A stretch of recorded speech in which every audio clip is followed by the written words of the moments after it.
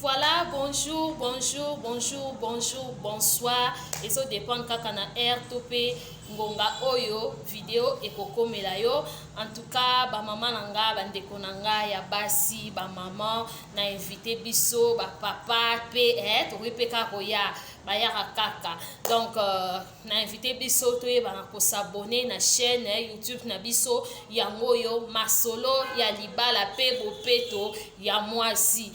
Balobi mwasi nde bopeto babi mwasi nde bizaleli. Donc voilà, to s'abonner massivement pour to yeba na ko partager to yoka o nini mabongisi nini oyo biso to koyoka awa na kati ya masolo ya libala pe bopeto ya mwasi. Babi mwasi wazaka bopeto te, mwasi wana alumba solo.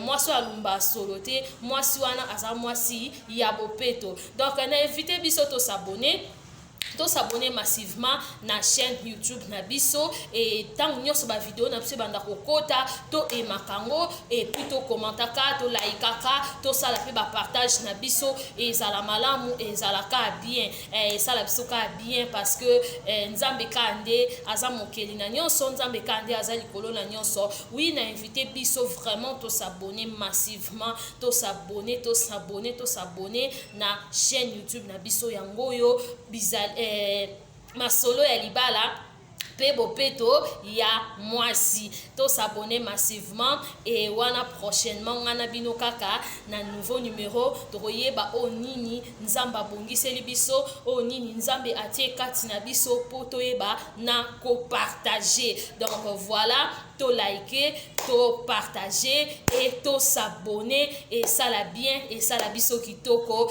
et yango kaka nde façon ya biso ya ko soutenir œuvre o parce que ça non ka musala nzambe tozo tiaka tozo partager kaka pe tozo lobelaka o nzambe yemoko azo tiaka tina biso eza kaka œuvre na yemoko Seigneur. Nzamba lola pambola biso, to s'abonner, to partager et ça la bien wana to kutani na numéro ya sika pona koyeba pe ko découvrir o nini to koyela biso ensemble. Des gros bisous, nzamba pambola biso.